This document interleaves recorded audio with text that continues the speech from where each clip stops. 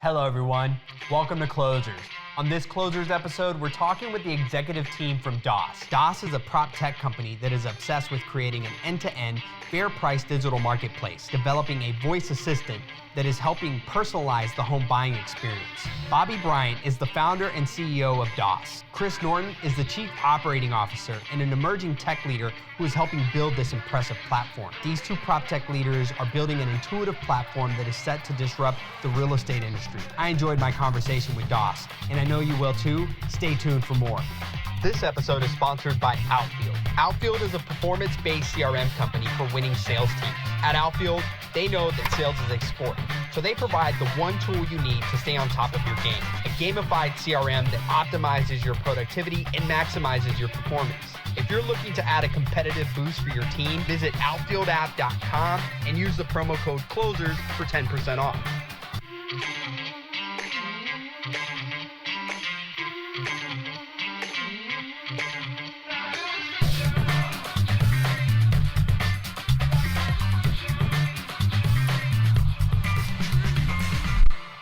What's up, everybody?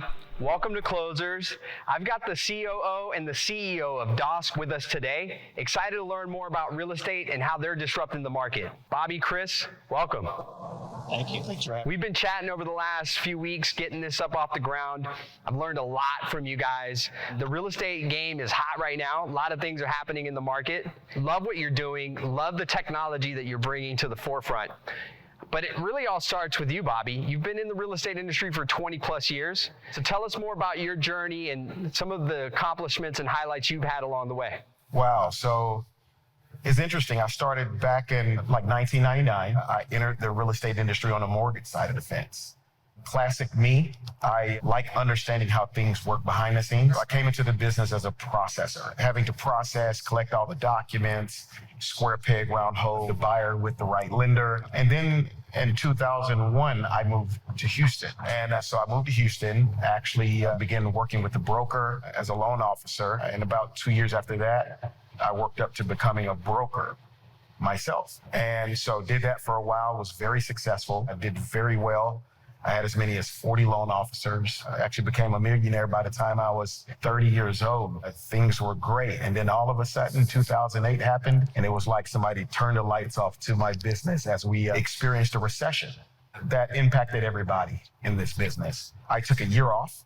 I wanted to understand how consumers would come out on the other side of this recession. I wanted to study. I wanted to understand.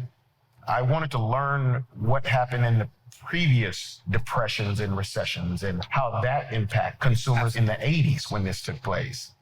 And I came out of that experience believing that the consumer would be more financially savvy, more price conscious, would be more involved with the evolution of technology.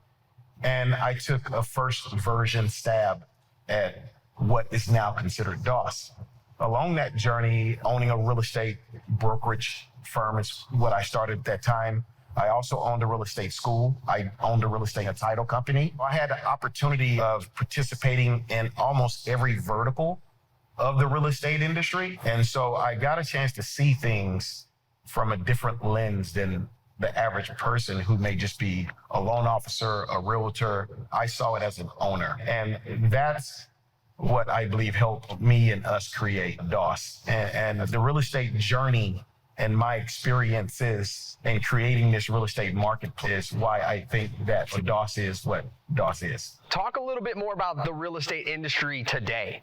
We've seen with COVID and all of these recent market trends, we've seen some really interesting things shake out over the last 18 months. So from your seat and your perspective, what are some of those trends and what excites you as you're building out DOSS? Great question. What excites me is really also understanding the history of real estate. A lot of people don't know that the real estate industry has been its formal self for 113 years. And we have an industry that in a lot of ways exists today as it did when it was founded back in the early 1900s.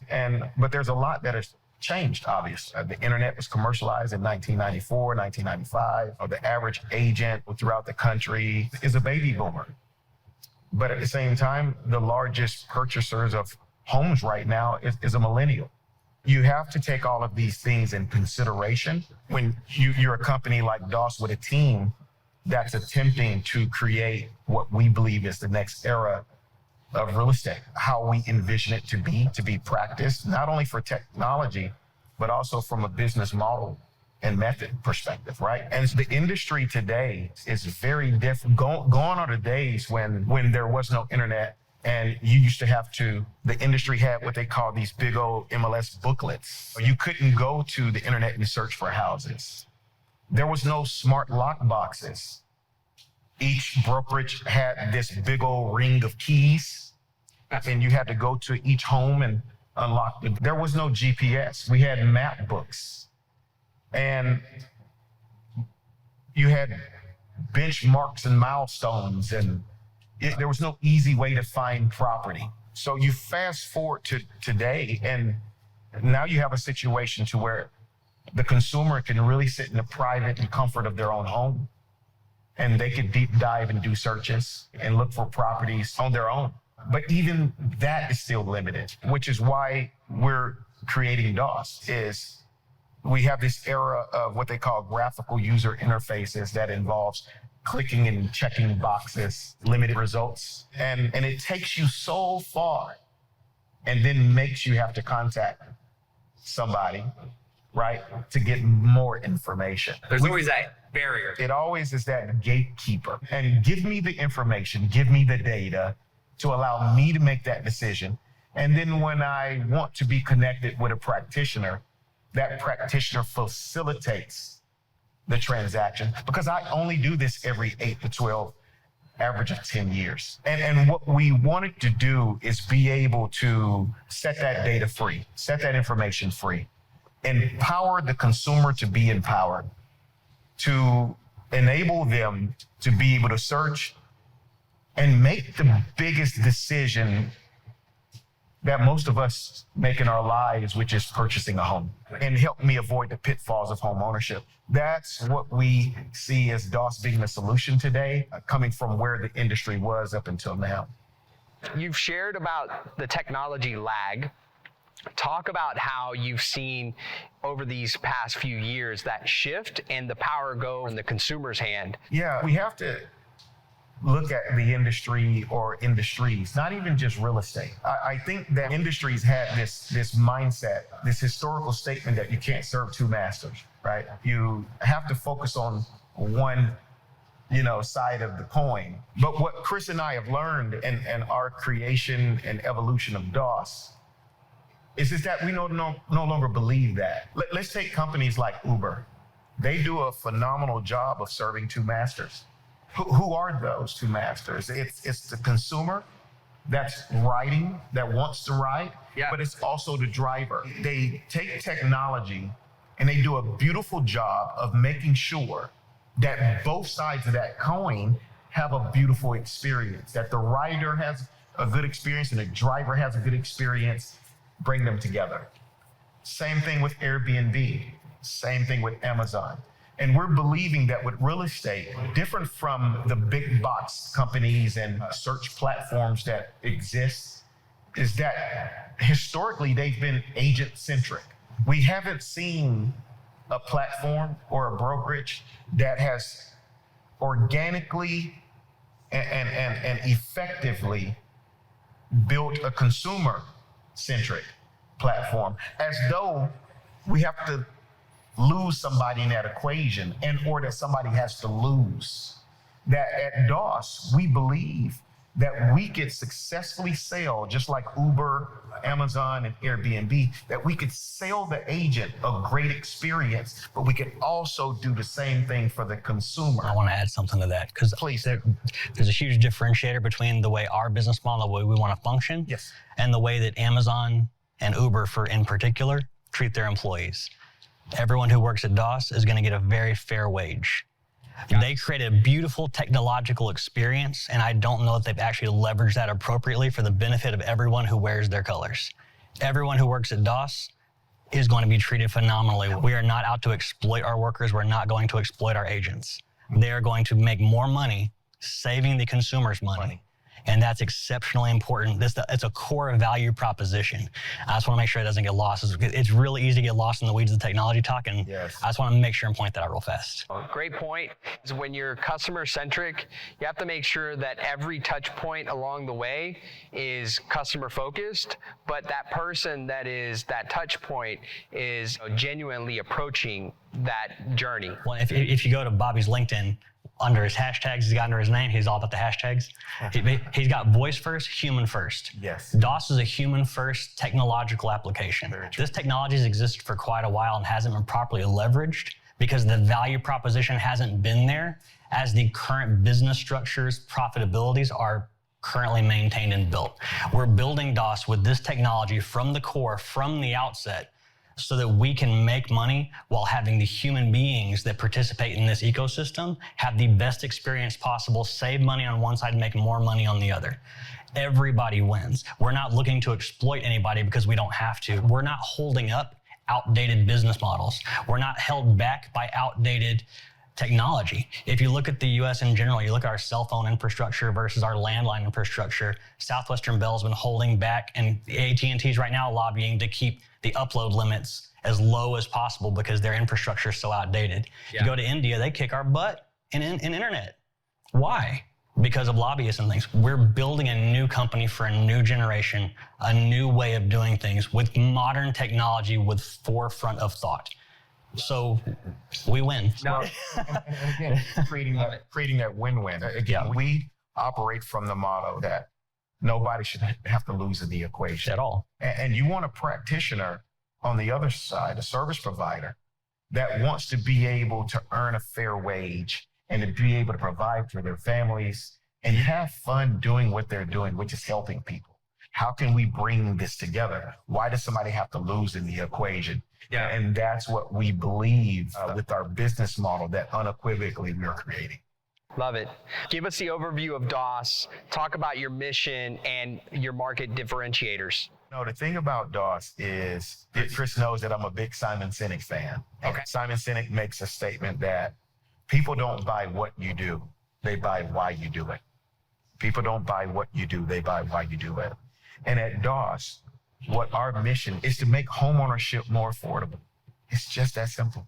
For sellers, for buyers, we want to be able to automate, streamline the real estate industry like it's never been done before. We want to be able to take big data, to centralize it, to better humanize it, and mobilize that information for the consumer to make the best decision about the largest purchase of their lives. And by doing that, we're able to be more efficient and then save them money in the process. That's the big picture of DOSS. You know, we are a digital real estate marketplace. What does that mean?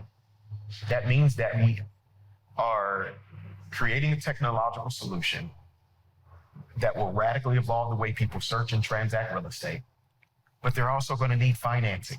We have a mortgage company. They're also going to need a home warranty to protect their asset. We have that.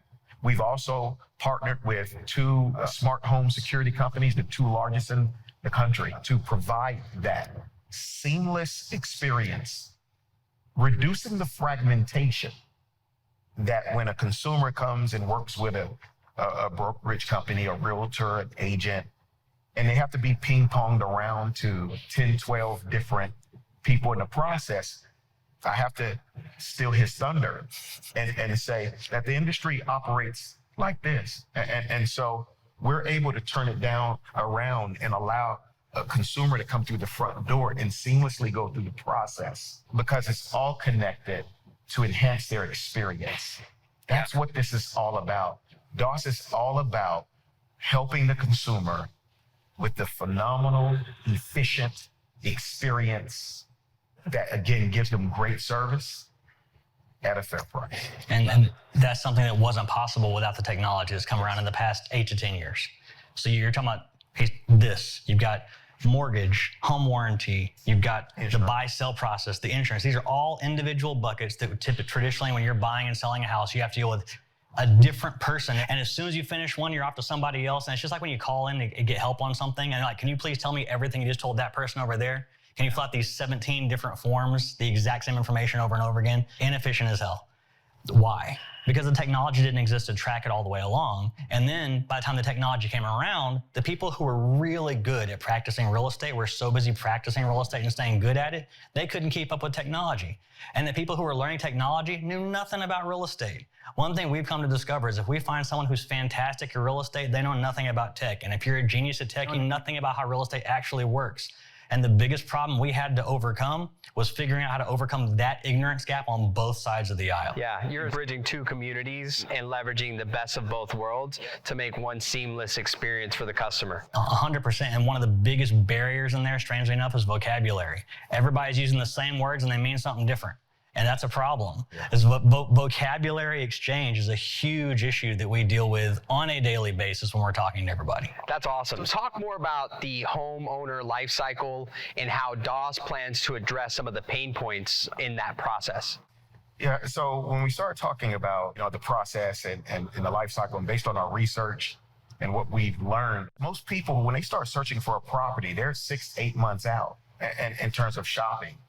And so they trying to get an idea of not necessarily the house as much as it's about the area where they want to live, especially now post-COVID, or as we're still in, and we have some states that are lightening up the restrictions, but most people now want to live close to the things that they like and love doing. If it's yoga, if it's jazz music. So we're finding that people and their habits are changing. But in addition to that, what's also interesting about real estate is that it's probably one of the only industries that sells a product that it doesn't service. And so we also wanted to be able to be unique in our approach with our technological development of how do we not only address the search and the transaction experience, but also the life cycle. Again, that 8 to 12 years that the person is going to, or spouse or significant others are going to live in a home, right? When you really look at it, the real estate commission business is a $100 billion industry. Home servicing is up to $800 billion. There are approximately 150 million homes on the ground in the United States, but there are only between 5.5 to 6 million homes that sell every year. Okay. Consistently. It doesn't go up. What we wanted to make sure that at DOSS, what we were able to do was to touch everybody. We want to be a sticky solution that people, unlike our competitors, aren't just coming to when they are buying and selling. And after that, there's no need to come back. Yeah. We wanted to create a solution, that addresses all things real estate, all things home. Service along the home buyer journey. It is. What we learned also is, again, remember we mentioned earlier about millennial being the largest purchasers of homes right now. But in studying the characteristics and behaviors, what we've realized is that thinking about going to Google and you're searching, right? And it says, oh, you have 1 million results. Who goes past page 2, right? Because even when I'm looking on page 1 or 2, I have to have the discernment to decide who and what. And so what we've learned is that I just want to be able to trust a platform. I want to ask for what I need and want. And I want to trust that you've done the due diligence and you're going to protect my best interests, right? So, hey, I need a roofer. I need somebody to come give me estimates on painting my floors, whether I say that verbally or I text that out. It removes the consumer having to have that discernment and go check 10 stars and go read a page full of quotes. I want to be able to trust that you're connecting us with somebody who's actually going to take care of us and provide us a good price and a great service. And so all of these things that we had to think about during our development. I'm sure Chris probably has something else you may want to add to that in terms of trying to connect all those dots. Yeah, because everything you said is spot on, and it gets bigger from there, though, in the sense that 8 to 10 months, 6 to 8 months in advance, people start looking for the house they want to buy. They start looking that early, not because they need to define the structure. Mm-hmm. Every website you go to right now can define a structure for you, no problem. We didn't have to reinvent that wheel. Mm-hmm. 2 bedrooms, 3 bedrooms, a couple bathrooms, how many square feet, that part's not hard. But where do you want that structure to be located is what you're actually looking for way in advance. And where do you go to find that out? Right now, you go to a website, you're like, I like the look of this structure. Let's go drive out there. And you get there, you're like, nope, I don't like this one for reasons, whatever they are. And you have to go back home and start all over again. It's a silly way to search given all the information we have these days. I can get more information about the sushi restaurant down the street than I can about the house I'm about to spend a few $100,000 on. It doesn't make any sense. So you're looking at the data points all around. Yeah. So you can ask for quiet streets. You can ask for being in a vibrant neighborhood, which is close to activities. You can ask for, we've even got data that won't be available day one. We're gonna, over the summer, we're rolling out more and more data points as we're proving that everyone's asking the questions in a way that we can handle. We've even got data points to, is it Bikram yoga or not Bikram yoga in neighborhood? Okay. Is this a book club heavy neighborhood or not? We're gonna let you know the actual atmosphere, ambiance, and social makeup of a neighborhood to make sure you're gonna go to one that suits the lifestyle you wanna lead, not just it's a beautiful house. Because you take the exact same house in Houston and you slap it in 7 different neighborhoods and you get 7 significantly different price points. Yeah. I don't just want a 4-bedroom, 3-bath house. I want it where I wanna live. What's your budget? Because you might not be able to get that in that neighborhood. So let's be realistic up front. So DOSS is there to help you in an unbiased way understand, number one, here's what you're asking for, here's what you can actually get. And you don't have to be embarrassed, because some people are embarrassed. And I get it. I was there. I was embarrassed when I first moved into my first house and had no idea what the hell I was supposed to do. I wish I'd had a DOSS that could have been like, hey, Chris, trash days tomorrow. Take the trash cans out. That's the basic level we're talking about. Just instant notification, take your trash out. Change your air filters. Hey, the weather, there's a crazy freeze coming for Houston. You should freeze-proof your house. If you know how to do that, great. If you don't, let us know, and we're gonna have someone come out and take care of that for you. That's the importance of life cycle and the difference of what we're trying to start with and where we wanna end up. All that's not available day one. It got to get what we know how to do it. And it's gonna be interesting because we're gonna let people tell us what they want, because it's not a question of can we do it. Right now, through his years and years of experience, we've made the best educated guess possible on what technology to build in day one. And then we're gonna see what people are asking for and provide the best possible, as quick as possible responses to that and continually make it better. So day in, day out, each person's individual experience with DOSS will continue to get better as we help them service their lifestyle in their home. So most importantly, and summing definitely all of that up, is different from our competitors.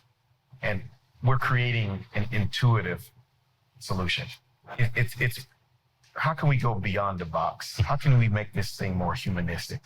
But going beyond the box, that's the reason why we're using voice technology. It's a lot of people don't necessarily understand the power of that technology. It actually makes AI everything that it should be. It actually mobilizes everything from machine learning to image recognition and unlocking all the data that's locked inside of a picture that we currently don't have right now. Natural light. I want to search by white cabinets and dark floor. What about a vaulted ceiling? All the data entry points that a realtor may or may not do, but we're not contingent upon those data entry errors or lack thereof. But we have the technology that can literally instantly scan and give the consumer these search filters and criteria that don't even exist. You mentioned quiet streets and et cetera. That's what we're creating, an intuitive solution. Dive a little deeper into that. Talk more about the tech. Talk more about the tech stack that you're building and how that gets presented to the end user. Let's just think it through, right? If I go to any of the major portals right now and I want to look for number of bedrooms, number of bathrooms, square foot, price, zip code, that's already 5 different boxes you would have had to tick, and you didn't get to anything interesting yet. That's a pain. Now let's go ahead and talk about all the things that DOSS can start looking into day one. And it's the white cabinets, dark floors, quiet streets, near a coffee shop, A-class schools, right? So that's 5 more. So you want to go through 10 boxes, or do you just want to say, hey, show me homes in Houston, Texas with 4 bedrooms, 3 bathrooms with A-plus schools with dark cabinets and white floors? You're done. It just happened. And then DOSS remembers, if you create your membership, it's going to know, and you'll be able to come back the next day and say, hey, is there anything that meets my criteria, anything new? That's it. You don't have to start all over again. Every time you go back, the other one, click over and over again. And DOSS is going to let you know also, hey, it's going to notify you there's other data points that you can search, but it's teaching you, because we've never had this kind of freedom anywhere you go right now. I don't know if you guys remember these Watson commercials from back in the day. It was awesome. Where the hell is it? Well, October 30th, you're going to see it. We're going to launch it, and you're actually going to be able to talk to a thing. You're going to talk to a computer, get responses and results directly back based off the questions that you asked, and it's going to talk back to you in some cases to clarify what you're talking about, and you're going to actually start to live the future we've been promised since forever. Everything from the AI and the conversational assistant to the promise of technology, which was always save you time and money. No one is using that to the benefit of the consumer these days. The business side reaps all those rewards by continuing to keep the price points high. And that's across the board. That's not just real estate. But he nailed it. When we start talking about the real estate industry and we start talking about the evolution of technology, the goal is to accomplish two things. Technology is supposed to do two things for consumers and the world: save people time and money.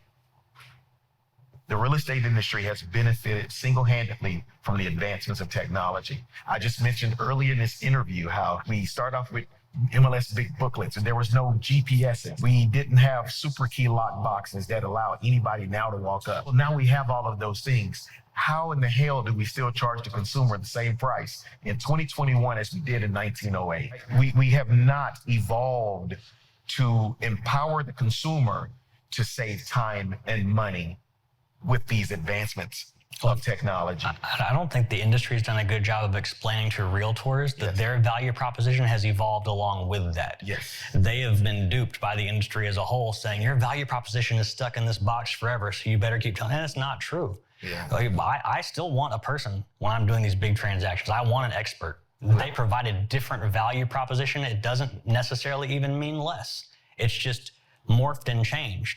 And with DOSS, we allow the realtor to benefit their client, and then when the job is done, their consumer and hopefully future client again, in a way that allows them to make residual income throughout the whole process. So you're not having to stick it to your client on a one-time every 12-year basis. And that's more fair for everybody. I definitely agree with that. I hear so much these days is with the advent of technology and the way that things have moved forward, it is time for more fair pricing models. And everyone can define fair in their own different ways, but it always circles around the one place where we're equally benefiting here. And there's a way to make that work with modern technology. And I think our business model finally is, I think we've hit the sweet spot for real estate. We're not hitting anything else, but real estate, we've got that fair business model locked up pretty good. How is this all powered? How are you bringing all of this experience together? How are you bringing all of these data points and this experience to consumers? Fortunately, we have people on our team a lot smarter than me. But on top of that, so you can't do this with one platform. And you look at AI the way it's built right now, and you have all the big companies throwing out, here's my AI assistant, and each one's good at one thing. Or two things, but they all have this weird Venn diagram of IBM Watson really good at structured data, Google's really good at unstructured data. You've got someone else who's fantastic, the company called Restby that we're working with for computer vision, and they are the best, as far as I'm concerned, in the world at computer vision for real estate purpose. They kill it. They're better than anybody else you're going to find out there at what they do. And we're working with companies that provide us like several different data sets, and each of them is uniquely qualified, and they've really focused, and they've become extremely specific in what they're great at. Well, so we had to go create our own layer of AI, essentially, tie all that stuff together. The cool thing is for the user and the consumers is when they talk to DOSS, they don't have to worry about the 7, 8 different AIs that we're going to go pin from the back and give them the right answer. It's like how right now, all the data on DOSS, you could probably find 80 to 90% of it if you were willing to go to 15 different websites. But why should you have to do that? Why do you want to go talk to 7 or 8 different AIs? First of all, they're not all talking, so you couldn't. But why do you want to have to go deal with all that? We consolidate it all in one place. And that's what's supposed to happen. And if you look back at technology as a whole, it always has this fragmentation, and then something comes along to tie it together and give you a graphical user interface of Windows or your MacBook. Behind the scenes, there's Oracle and all of it. There's all these things behind the scenes that you don't know exist. That is pulling all this stuff together in one place for you, and they've given you a really good user interface. So all you care about is, so now the only argument you ever hear anybody say is Windows or Mac. There's 97 things going on behind the scenes. You don't care. You care about those two. We're doing that for real estate. We're taking all of these technologies, we're taking all of this complex but really powerful stuff and making it digestible. You don't have to be a computer whiz to use this stuff, but you get all the benefits. So that's the unique proposition of it, I'd say, is that we're able to simplify the interactions of this technology. And that's where Bobby talks about our intelligent user interface all the time. Graphical user interfaces, they exist. You got there, you click the boxes, you do all these things. The intelligent part of that is when it's responding to your voice and you're able to only see what you care about and not have to pull up a page that's, I don't know, as tall as this room, and all of a sudden you're having to scroll. It's doom scrolling Reddit, but you're looking at one house. No, you shouldn't have to. You ask the question, here's the answer, done. Why voice? How will that interface impact and improve the real estate industry? So when we really think about, let's take, for example, a house that we recently sold. The house was built in the mid 80s, like 84. Want to think about all the data that surrounds that property. When we go to our competitors' websites, they all are like white labels of each other. For what Chris said earlier, they're all going to show pictures, obviously. They're going to give you price, square footage of the property, square footage of the lot, bedroom and bathroom count. All of them are cookie cutter in that regard. But it's more information. Matter of fact, there's so much more information.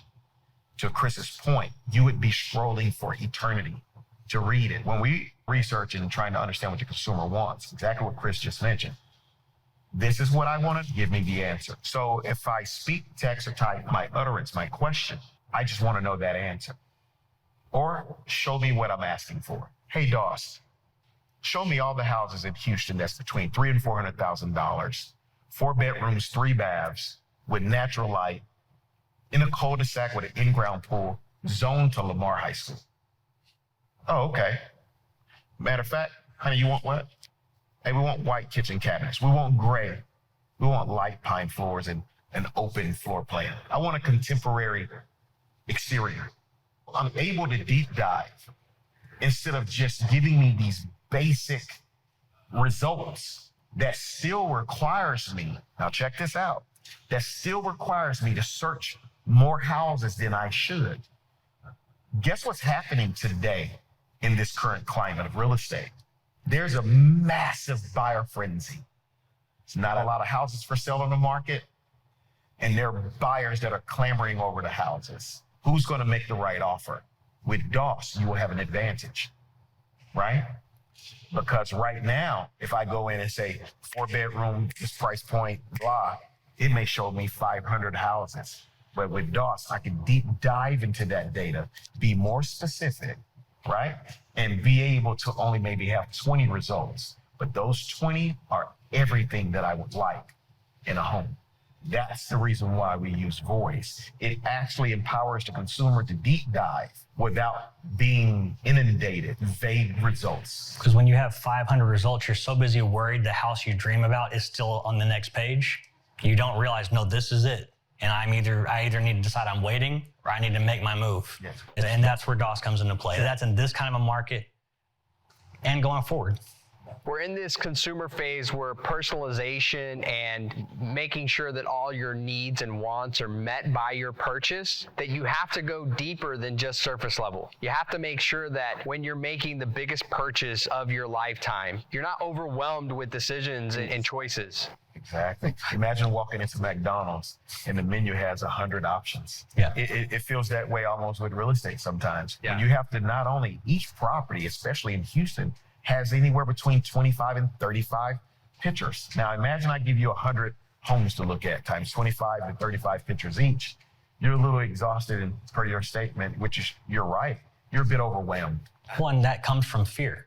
Yeah. And you're afraid you don't have all the information as you're making this huge purchase. It's one thing to go to McDonald's, it's a $3 burger, buy a better one tomorrow. Buy your $300,000 house, you are where you are. So you make sure you have all the right information. Exactly. Kind of shifting gears here, you close your angel round to get here. Talk a little bit about those figures and how that's helped you continue to scale and build your tech. So we're a bit fortunate and in comparison to most startups. And we over about 3 years of building in tech and evolving the business model, we raised about 1.4 million.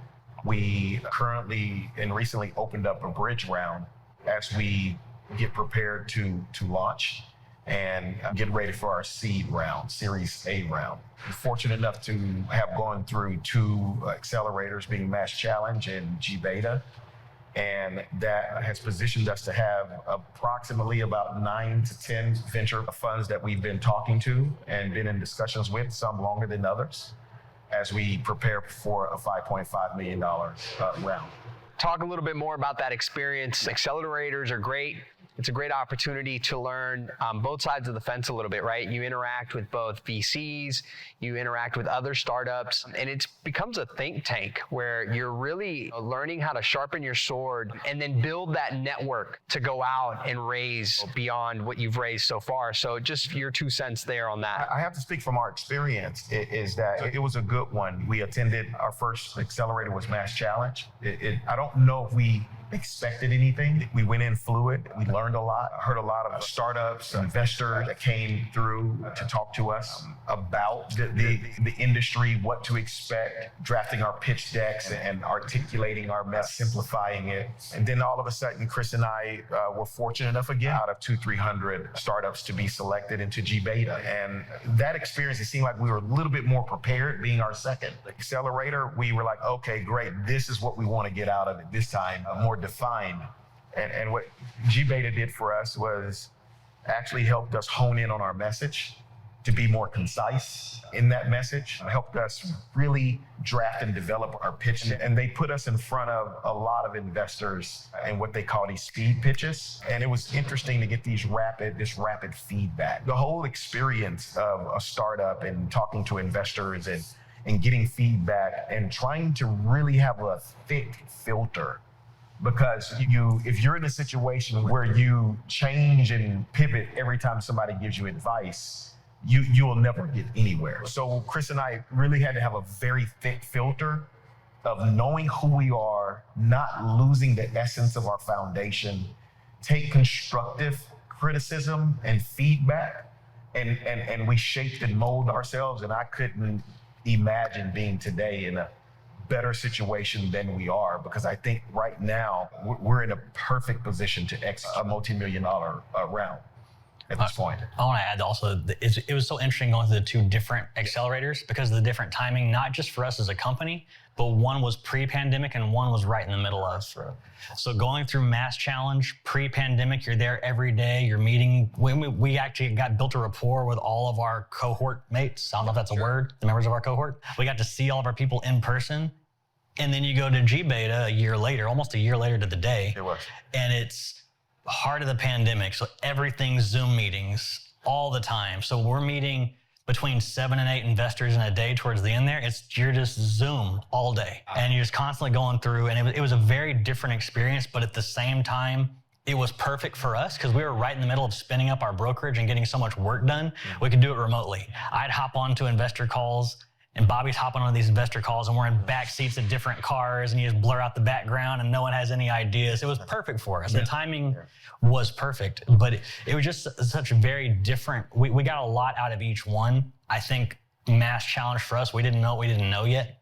So by the time we got to Generator, we knew exactly what to make benefit of, and so we grew a lot in each place. But the difference of pre-pandemic, post-pandemic, and just how it all worked out differently. I have to give G Beta huge kudos because there was another accelerator we were going to go into, and they called off their cohort because of COVID. And they were like, they just didn't know if they could figure out the value proposition. And while I understand that, G Beta really pulled something off pretty special the way they did it. I have to give them big credit for what they did.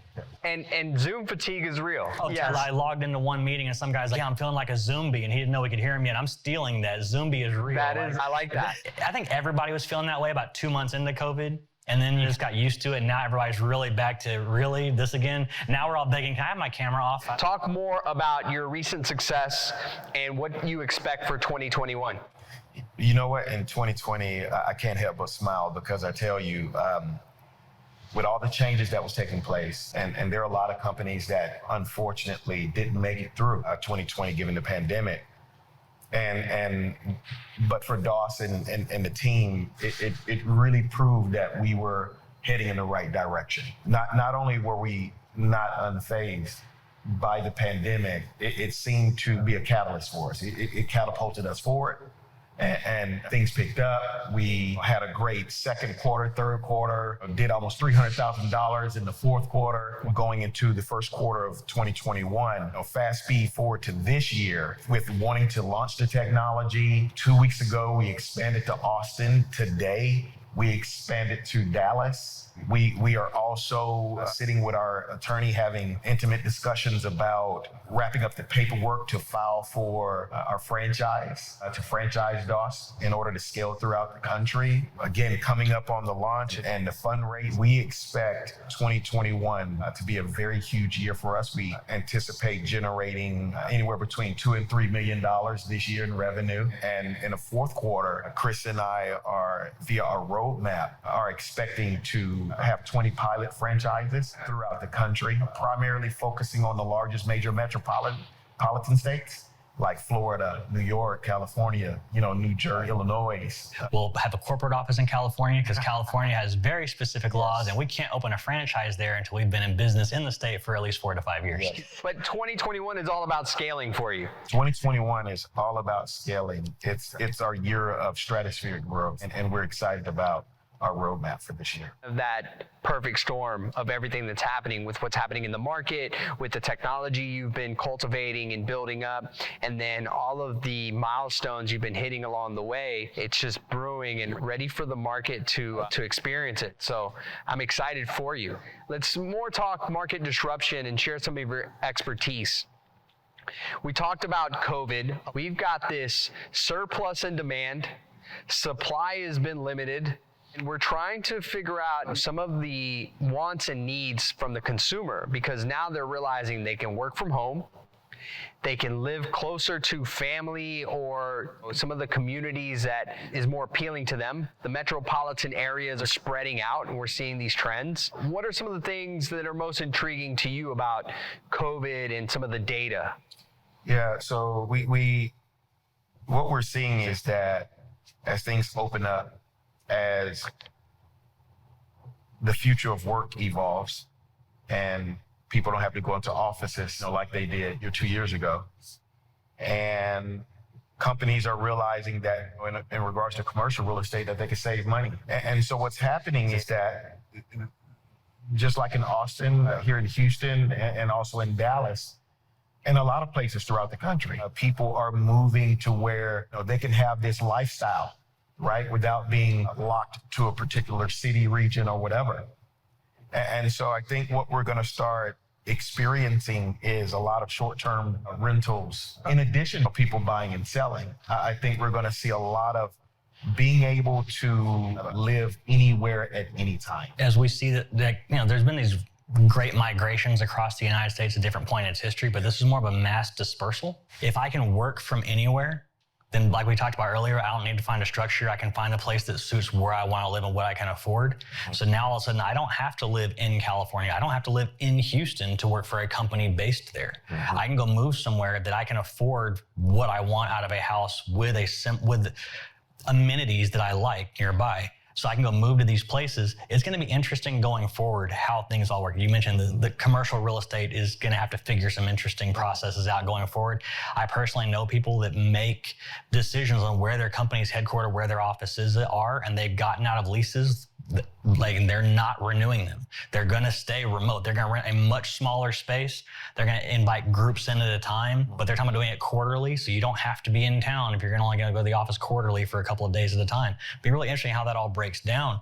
And because of that, this mass dispersal, we're seeing a lot of people follow business to Texas because we don't have income tax in Texas, and you're seeing huge price spikes on homes. We've got prices in Austin right now where people are selling for $30,000 to $100,000 more than asking. You don't even go bother offering asking. We heard a story. Someone offered, I'll give you $100,000 more than you're asking, and I'll pay off the Mercedes sitting in the driveway. Just sell me the house.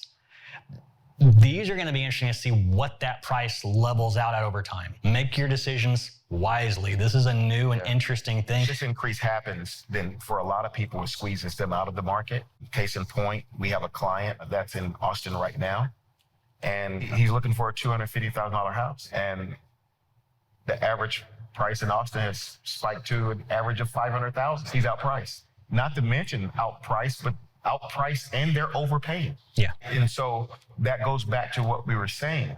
So what is his options? And even if he does, depending on his job and what's happening with a lot of kids his age, they're just like, you know what? I might as well live anywhere. So maybe I do go somewhere where I can buy a $250,000 house and work from there, or I just rent and enjoy my freedom and flexibility of being able to be anywhere at any time. It'll be interesting to see how that flows out, because eventually, if you can work from anywhere and you can live anywhere, there's no reason to pile the prices up beyond a certain amount anymore. Mm-hmm. There was that while we're in Silicon Valley, you had to be there. So the prices could just keep jumping. But eventually, if I don't have to be there, Bastrop's not that far from Austin. Mm-hmm. Yeah. At that point, LaGrange isn't that far from Bastrop. Where does that go? That dispersion happens. You can accommodate to, maybe I go in the office 1 day a week. The other 4, I work from home. I still find a place that meets my needs from an amenities and a community standpoint. But we're definitely seeing that trend. And as millennials continue to get more savvy and understand how to navigate work-life balance, we'll continue to see that get pushed out further and further. As you continue to evolve DOSS, where do you see your company in 5 to 10 years? Great question. Thanks for asking that. I see DOSS being the premier platform to go to search and transact real estate. I see DOSS as the premier site to service the American dream, to call upon to fix, repair, install, and service a home. I see DOSS as a place for communities to connect, for neighborhoods and subdivisions. I see DOSS as all things real estate for the consumer, the trusted source that they can go to one place and get all the information that they need to know about any property at any time. And I also see DOSS being a company with a multi-billion-dollar valuation and being that platform that brings a lot of things together by introducing the world to a new interface. It kind of reminds me of the iPhone days, right? When they brought several different technologies together. I believe DOSS will be a company that brings several things together in one place that the consumer trusts, that they can get great service, again, at a fair price for everything revolving around the home. That's what I believe the future holds for DOSS. I think we're going to be in every crack and crevice of the United States. I believe that we're going to be in other countries because we're designed to do exactly that. And matter of fact, that's a goal of ours. Unlike other search platforms, we're built for it right now, today. That's a great vision. I think that knowing your customer, knowing the pain points, and building the services and the technology to meet them where they're at is so critical to the customer journey. And so it's great to hear how you're approaching it. Chris, Bobby, thank you. I appreciate you guys sharing everything with us today. And we look forward to seeing you guys continue to evolve and grow and enhance the homeowner buying life cycle. If you guys need a home, make sure to check them out. AskDOSS.com. To catch you next time.